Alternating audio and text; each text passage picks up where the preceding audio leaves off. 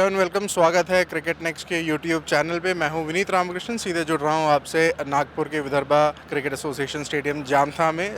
2 दिन या 3 दिन चला इंडिया ऑस्ट्रेलिया का जो पहला टेस्ट था। 3 दिन में रफा दफा कर दिया है इंडिया ने ऑस्ट्रेलिया का। और मेरे साथ एक खास मेहमान जुड़ रहे हैं, गुरदास राव, जो हैं भारतीय दिव्यांग टीम के एक मेंबर, फॉर्मर कैप्टन रह चुके हैं। और गुरदास यहाँ पे इंडियन टीम के साथ और ऑस्ट्रेलियन टीम के साथ नेट बॉलर जुड़े थे और उन्होंने काफ़ी यहाँ पे प्रैक्टिस भी कराई थी। ईशान किशन ने एक बाकायदा वीडियो भी डाला था इनका कि इनको थैंक्स कहते हुए। Thank you so much, as आप इधर आए and you actually bowled very well.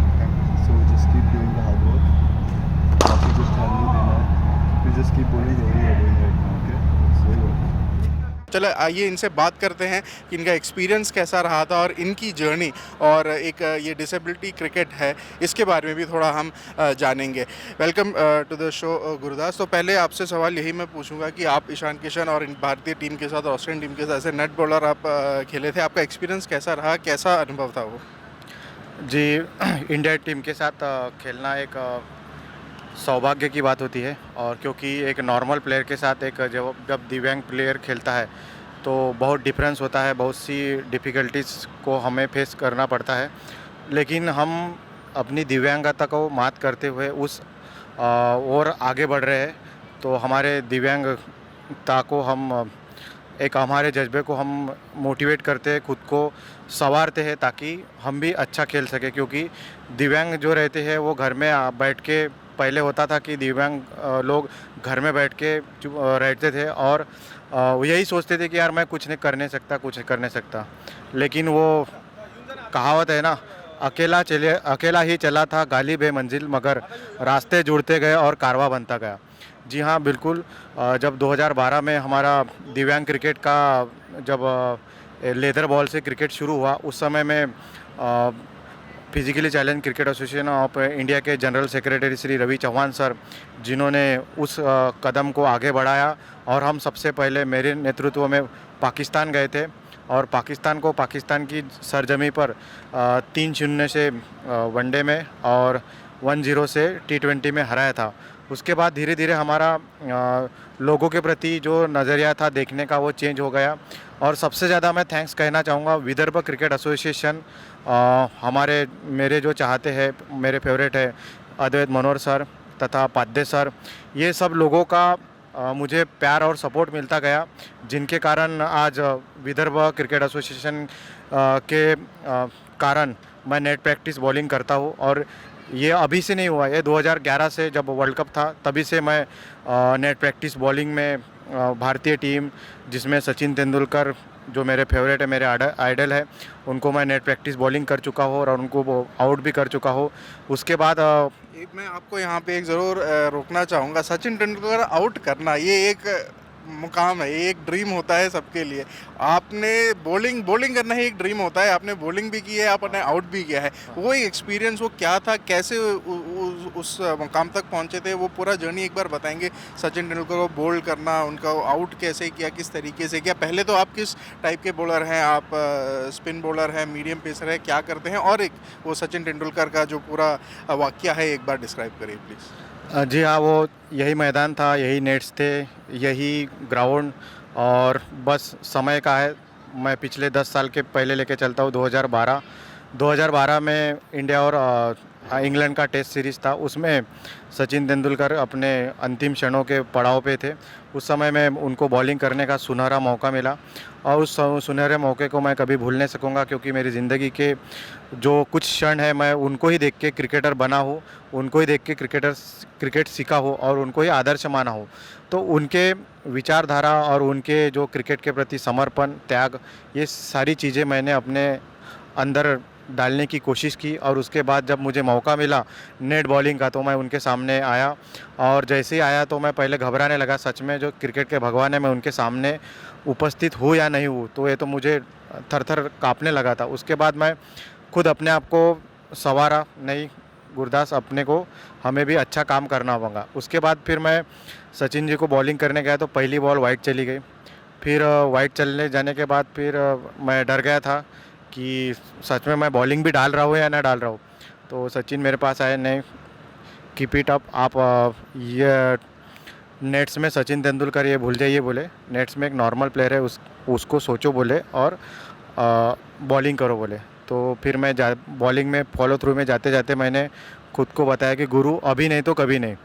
अगर सचिन तेंदुलकर जी अपने प्रतिभा का कारण पूरे जग में राज्य कर सकते हैं तो मैं भी अपने टैलेंट के कारण अपनी प्रतिभा दिखा सकता हूँ। तो फिर मैं बॉलिंग करने गया तो मुझे 2011 का एक क्षण याद था। 2011 में इंडिया और दक्षिण अफ्रीका का मैच इसी जामठा स्टेडियम पे था। उसमें डेल स्टेन बॉलिंग कर रहे थे। डेल स्टेन ने सचिन तेंदुलकर को इन स्विंग डाला तो सचिन तेंदुलकर जी ने उसे कवर के ऊपर से 4 मारा। उसके बाद उसी टप्पे पे आउट स्विंग डाला तो सचिन तेंदुलकर कीपर के हाथों में आउट हो गए थे। तो वो क्षण मेरे ध्यान में था। फिर मैंने वैसी बॉलिंग करने की कोशिश की, इन स्विंग डाला तो सचिन जी ने ड्राइव मारा और उसी टप्पे पे आउट स्विंग डाला तो सचिन तेंदुलकर की गिल्लियाँ बिखेर दी। और उस समय क्या बताऊँ मैं, और मेरे पास आए, मेरे कंधों पे हाथ रखा और बोला कि आप जैसे खिलाड़ियों से हम प्रेरणा लेते हैं, आप जैसे खिलाड़ियों से हम सीखते हैं। देश के लिए इसी तरह से खेलते रहो। आपके जज्बे को सलाम और कभी भी ज़िंदगी में हिम्मत मत हारना। और देश के लिए खेलना एक सौभाग्य की बात होती है। तो ये जो वर्ड्स थे, ये जो मोटिवेशन था, मुझे अंदर ही अंदर ऐसा महसूस हो रहा था कि नहीं गुरदास, अभी तुझे भी कुछ करना है। तो उसके बाद हमने बहुत सी चीज़ें उनसे सीखने को मिली। उसके बाद मैं कभी हार नहीं मानते गया। जहाँ पे भी हो, जैसे भी हो, हमारे टूर्नामेंट्स आते हैं तो हम खेलते रहते हैं। और हमारा क्रिकेट जो भी है सेम जैसे बीसीसीआई और आईसीसी के रूल्स रहते हैं, हमारा क्रिकेट भी दिव्यांग का वैसे ही रहता है। बस यही रहता है कि उसमें 3 रनर रहते हैं और बाकी टोटली क्रिकेट अभी बहुत सा चेंजेस हो गया है। तो ये क्रिकेट अभी बदला है और आने वाले समय में मैं यही चाहता हूँ कि 1983 वर्ल्ड कप के बाद जब कपिल देव जी ने भारतीय क्रिकेट का जो नक्शा ही बोलते उसको चेंज कर दिया, क्योंकि वर्ल्ड कप जीतने के बाद सारी फैसिलिटीज़ खिलाड़ियों को मिली। उसके बाद आज वुमेंस टीम को देखिए आप, वुमेंस टीम ने भी बहुत अच्छा किया और आज वो भी अच्छा देश के लिए खेल रहे हैं और अच्छा परफॉर्मेंस कर रही है। तो आने वाले समय में मेरी और हमारे एसोसिएशन और सभी पदाधिकारियों की यही इच्छा रहेंगी कि हम बीसीसीआई पैनल के नीचे खेलेंगे और खिलाड़ियों को मोटिवेट करेंगे। एज अ सीनियर प्लेयर के नाते मेरा भी एक कर्तव्य है कि आने वाले समय में मेरे जैसे गुरदास बहुत से खड़े हो, चाहे वो पूरे विदर्भ में हो या पूरे इंडिया में हो। तो ये मेरा एक ड्रीम है कि आने वाले समय में वो भी ऐसे इंटरनेशनल ग्राउंड पे खेले और उनके घर का एक उनको रोज़गार मिले, उनको दिया जले। तो उसके लिए एसोसिएशन और हमारी बीसीसीआई के जो सेक्रेटरी है जय शाह सर और सभी पदाधिकारी काम कर रहे हैं। तो मैं उनका भी बहुत शुक्रगुजार हूँ कि उन्होंने डीसीसीआई एसोसिएशन का संगठन करके एक खिलाड़ियों के प्रति एक उम्मीद जताई है। बहुत बढ़िया, बहुत बढ़िया। Thank you Gurdas. ये थे गुरदास रौत, जैसे मैंने आपको बताया, दिव्यांग क्रिकेट के इंडिया के फॉर्मर कप्तान और अभी एक वरिष्ठ खिलाड़ी। और सिर्फ खिलाड़ी नहीं, ये सिर्फ अपना ही नहीं, बिल्कुल जो दिव्यांग क्रिकेट है उसके बारे में भी सोचते हैं, उनको कैसे आगे लेकर आए जो क्रिकेटर्स हैं।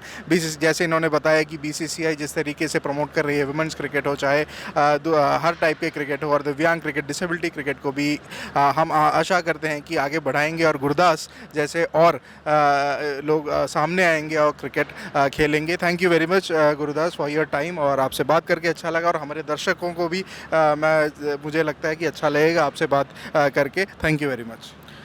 Thank you so much sir. मैं दर्शकों से यही विनंती करूंगा कि खेल को खेल के नज़रे से देखें, चाहे वो दिव्यांग खिलाड़ी रहे या चाहे और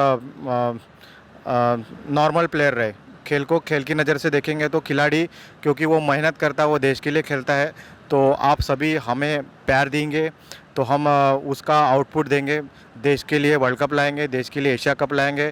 जिस प्रकार से ओलंपिक में पैरालंपिक खिलाड़ी अपनी प्रतिभा का जौहर दिखा रहे, आने वाले समय में क्रिकेट में भी इसी तरह से भारत का नाम हम रोशन करेंगे। ऐसे ही मैं आशा और उम्मीद करता हूँ। जय हिंद, जय भारत।